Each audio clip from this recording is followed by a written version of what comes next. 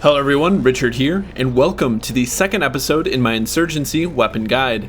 Today we're going to be looking at America's foil to the Soviet AK-47 and a rifle that was ahead of its time, the M16.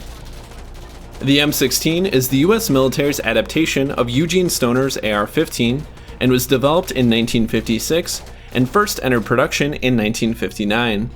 Constructed mostly of lightweight materials, the M16 was not initially received well, despite its drastically reduced weight compared to the M14.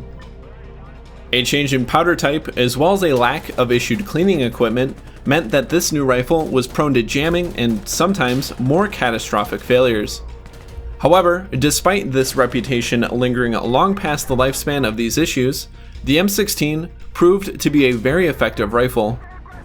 Today, the M16 is still in service in at least some capacity with all branches of the US military, alongside its little brother, the M4 and M4A1.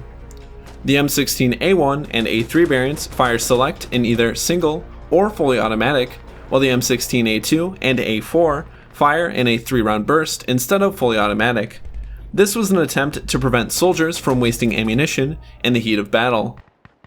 Insurgency features both the M16A2 and A4, with the A2 version only available for insurgents and the A4 only available to security. For both sides, they are available to the Rifleman, Commander, Observer, and Demolition classes. Since the M16 variants featured in-game can only fire in single or 3-round burst, most users will opt for semi-automatic, switching to 3-round burst in close combat or when attempting to suppress an unseen enemy. The M16 is normally a 2-shot kill, even at long ranges regardless of armor type, however it does become a 3-shot kill center of mass against heavy armor users at 80 meters and beyond.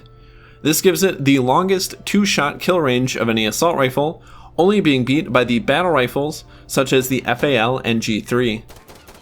The M16 also features decent penetration characteristics for assault rifles, above all the other weapons in its class with the exception of the AKM, and only by roughly 9%.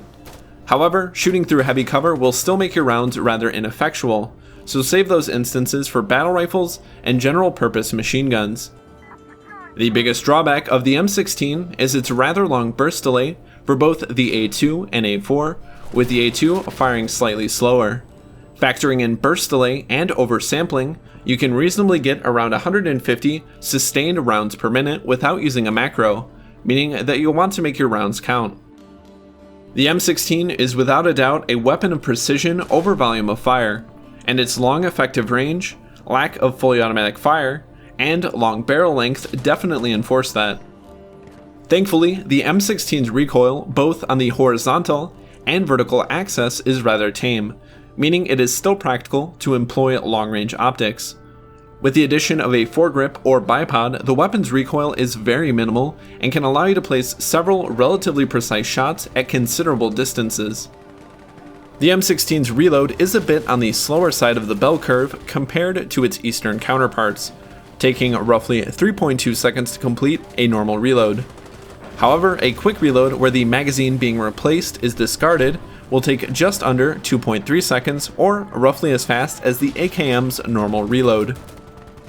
While this would be an issue for more CQB-oriented rifles such as the Mark 18 or M4, the M16 favors longer ranges, allowing you to choose when to engage and disengage for a reload.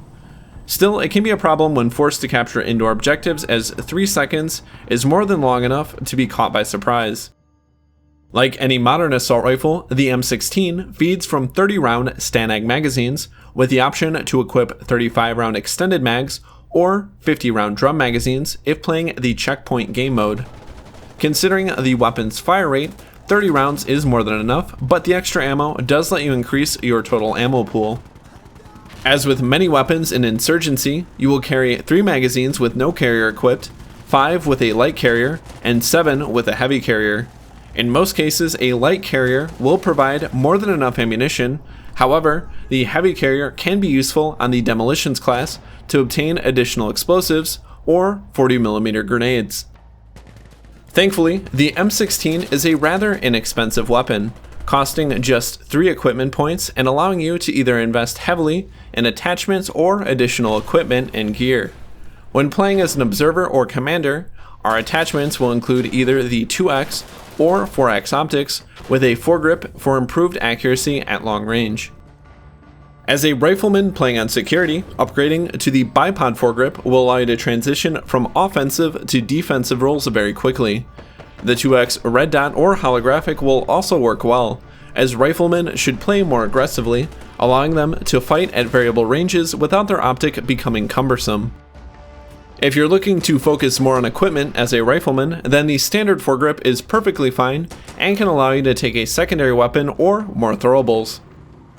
The Demolitions class should take advantage of the M203 explosive launcher, giving you the ability to engage technicals and dug-in enemies. For optics, anything more than a 2x is probably overkill and will prevent you from taking some powerful tools, such as a launcher or a heavy carrier. For equipment, I typically prefer heavy armor, and while expensive and somewhat cumbersome, it is a lifesaver in long-range engagements. Most assault rifles past 60 meters will require 3 shots, center of mass, to fell you. However, the M16 will only require 2 up until 80 meters, giving you a very distinct advantage over long sightlines. The light carrier provides plenty of additional ammunition for the rifleman, commander, and advisor, and allows you to carry up to 2 grenades. A frag and a flash or smoke grenade will usually give you enough tactical flexibility if forced into close quarters. Smoke grenades also excel at blocking sightlines and allows you to advance through open areas, whereas flashbangs can momentarily neutralize any stubborn defenders. For demolitions, a reusable launcher like the Maus or RPG-7 is preferable if you can afford it. Otherwise, a single-use launcher like the Panzerfaust 3 or AT-4 will do just fine.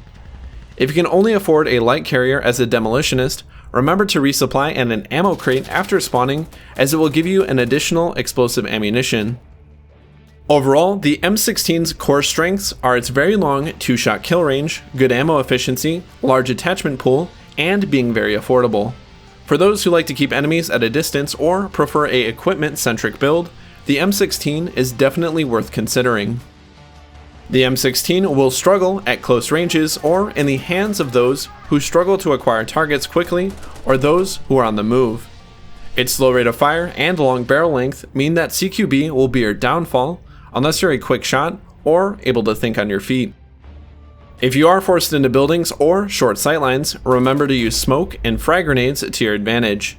The key to victory is to never engage your enemy in a fair fight, so never let a well-entrenched enemy get the drop on you. While the M16 may have its limitations at close range, its very low recoil, high accuracy, and good damage make it an excellent weapon for dealing with enemies at medium and long ranges. Thank you very much for watching. Join us next time when we take a look at the MP7. Let me know what you think of the M16, A2, and A4 in the comment section below. Also feel free to subscribe so you never miss a guide, or check out my Patreon if you wish to support me. Until next time, happy hunting.